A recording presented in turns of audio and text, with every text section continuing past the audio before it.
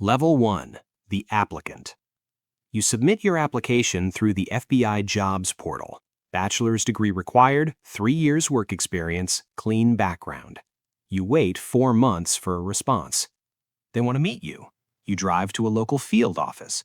Metal detectors, armed guards, security cameras everywhere. An agent asks you why you want this job. You give the prepared answer about serving justice and protecting Americans. He asks harder questions. Why did you get fired from that job in 2019? What happened the night you got arrested for public intoxication in college? They already know everything. They've talked to your ex-girlfriend, your college roommate, your high school teachers. They've pulled your credit report, your driving record, your social media history. The polygraph comes next. 3 hours in a windowless room, sensors on your chest, your fingertips.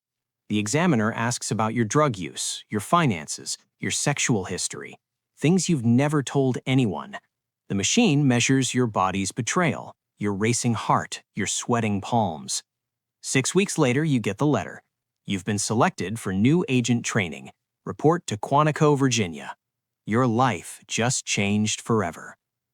Level 2. The Trainee. The FBI Academy at Quantico sits on 547 acres of Virginia forest. For the next 20 weeks, this compound is your entire world. You wake at 5:30 a.m. in a dorm room that looks like a cheap hotel. You run the yellow brick road, 6.1 miles through the woods. You sit through lectures on federal law, constitutional protections, rules of evidence, how to build a case that survives court. You learn the bureaucracy. Form FD 302 for interview reports, Form FD 1057 for personnel actions. Everything requires forms. Everything requires documentation. You spend weeks at the firing range. You start with a Glock 19. Your hands shake the first time you fire it. The instructor yells until they stop shaking. You fire thousands of rounds. Stress shoots, low-light shoots, shooting while moving. By week 10, you don't think. You just draw and fire. You practice tactical scenarios in Hogan's Alley, a fake town built for training. Storefronts, houses, a bank. Instructors play criminals. Other trainees play civilians. You respond to a bank robbery. You execute a search warrant. Everything is recorded. Everything is evaluated. Did you announce yourself properly? Did you secure the weapon? One mistake and you run the scenario again. The stress is designed to break you. 20% don't make it. You graduate on a Friday in December. Your family attends. You get your badge and your credentials. You raise your right hand and swear to support and defend the Constitution. You are now a special agent of the Federal Bureau of Investigation. Level 3. The Special Agent. Your first assignment is a small field office in the Midwest. You're the rookie, the new guy, the FNG. The office handles everything: bank robberies, drug trafficking, public corruption, whatever crosses state lines. You're paired with a training agent. For the next 2 years, you're supervised. You don't make decisions alone. You take notes, you write reports, you do the paperwork.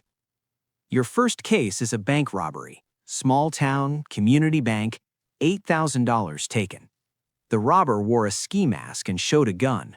Your partner reviews security footage. You call surrounding banks. You spend 3 days on this. It's tedious. It's boring. It's not what you imagined. 2 weeks later, you catch a break. The suspect used a stolen car. You find prints. They match a local meth addict. You execute the arrest warrant. The suspect is sleeping in his girlfriend's trailer. He doesn't resist. You cuff him, you read him his rights, you transport him. This is your first arrest. It feels like nothing. Your partner says this is the job. 90% waiting, 10% action. Most of it unglamorous, most of it paperwork. You write the arrest report, you testify at the arraignment. The suspect pleads guilty. You never go to trial. Most cases never go to trial. You close the file, you move to the next case. Level 4. The Senior Special Agent. After 5 years, you're off probation. You're experienced now. You work cases independently. You mentor new agents. You're assigned to a violent crime squad. Gang activity, armed robberies, kidnappings, murders that cross state lines. You're investigating an armed robbery crew hitting banks across 3 states. They've taken $400,000 in 6 months. They're professional, they're organized, they're careful. You build the case from scratch. You review footage from every robbery. You identify patterns. Same getaway vehicles, same entry techniques, same division of roles. You work with state and local police. You share information. Not everyone wants to cooperate. Some local cops resent federal agents swooping in. You learn to navigate egos. You learn to share credit. You identify a suspect through a partial license plate. You run surveillance. You photograph him. You map his entire life. You present your case to an assistant U.S. attorney. She authorizes a wiretap. You listen to phone calls. You hear them planning the next job. You set up on the bank, 6 agents, 3 vehicles, watching, waiting. They arrive. They enter.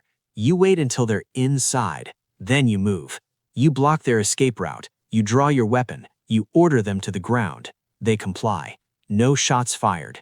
You arrest all 4. You recover $200,000 in cash. You seize 3 vehicles and 4 handguns. You testify at trial. The jury convicts. You're proud of this one. This one mattered. Level 5.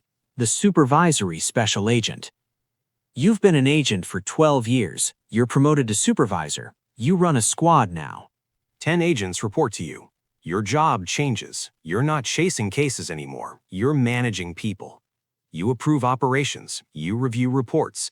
You deal with personnel issues. Agent Smith drinks too much. Agent Johnson is going through a divorce. Agent Williams wants a transfer because she's burned out. You handle it all. You attend endless meetings, budget meetings, policy meetings, coordination meetings with other agencies.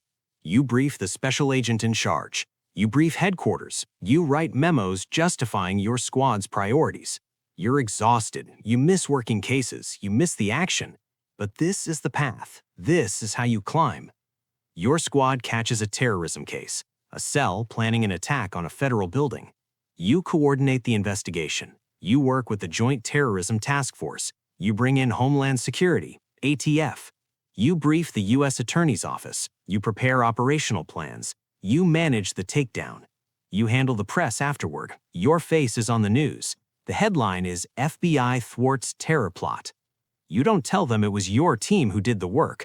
You don't tell them you weren't even there for the arrest. That's leadership, taking responsibility, giving credit, moving pieces, not being the piece. Level 6, the Assistant Special Agent in Charge. You're transferred to a major field office, New York, Los Angeles, Chicago, one of the big ones. You're second in command now, the ASAC. You oversee multiple squads, counterterrorism, counterintelligence, cybercrimes. Hundreds of cases running simultaneously.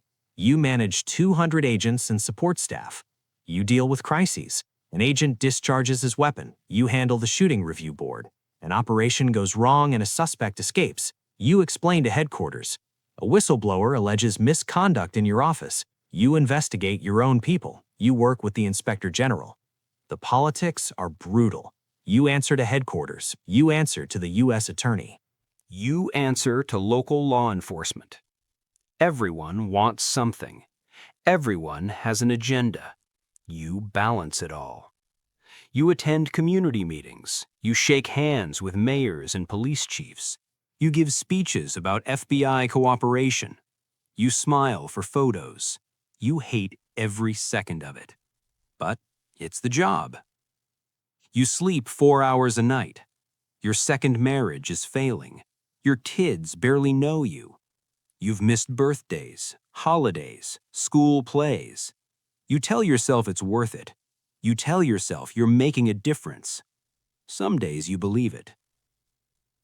Level 7, the Special Agent in Charge. You run an entire field office now, the SAC. This is the pinnacle for most agents.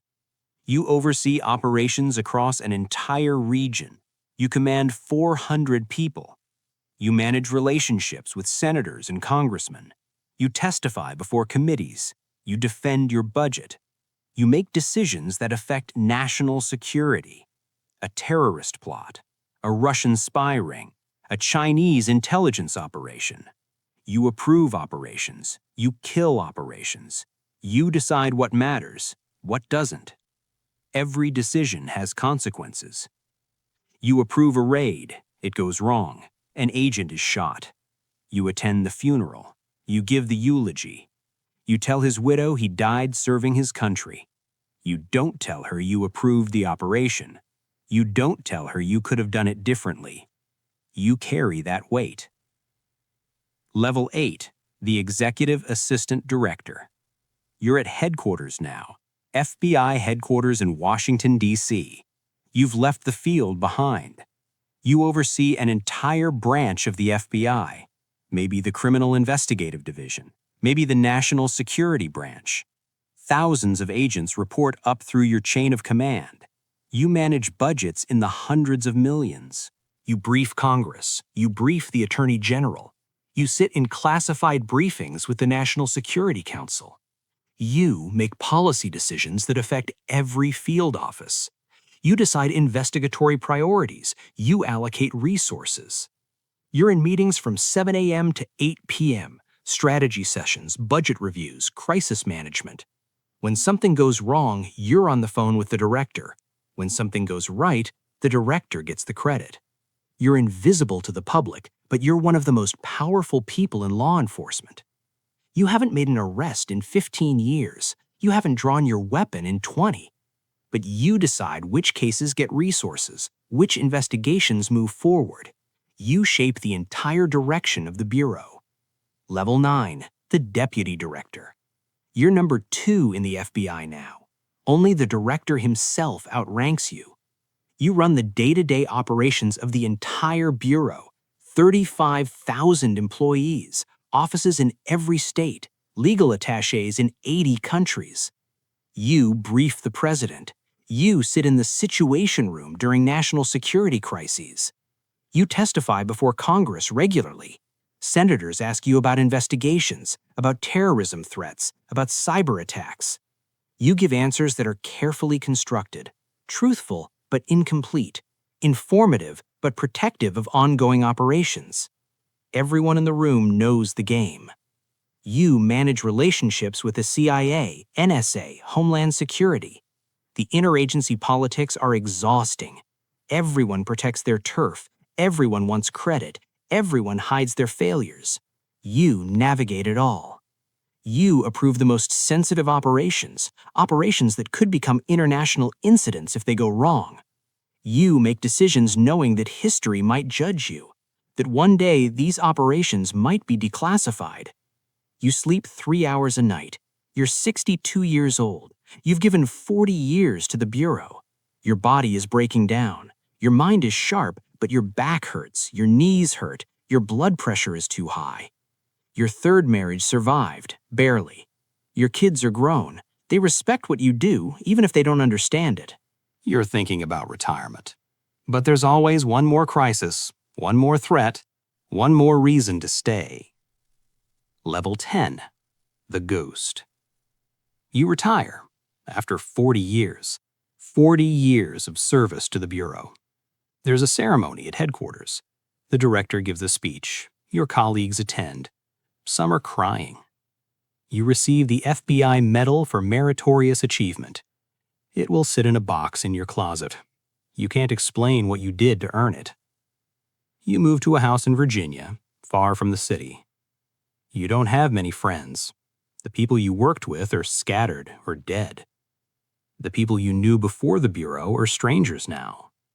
You can't explain where you've been for 40 years. You can't explain the scars, the decisions, the operations that went wrong. Your pension is generous. Your health care is excellent. The government takes care of its own, at least financially. But you're alone with your memories, the cases you worked, the criminals you caught, the agents who died. You try to be normal. You fish, you golf. You walk the perimeter of your property at 3 a.m. looking for threats that aren't there. You can't turn it off. You'll never turn it off. And somewhere, a college graduate is filling out an application. They're dreaming of serving justice. They're dreaming of catching bad guys. They have no idea what they're signing up for. They don't know about the loneliness, the moral compromises, the things they'll see that they can never unsee. They always do.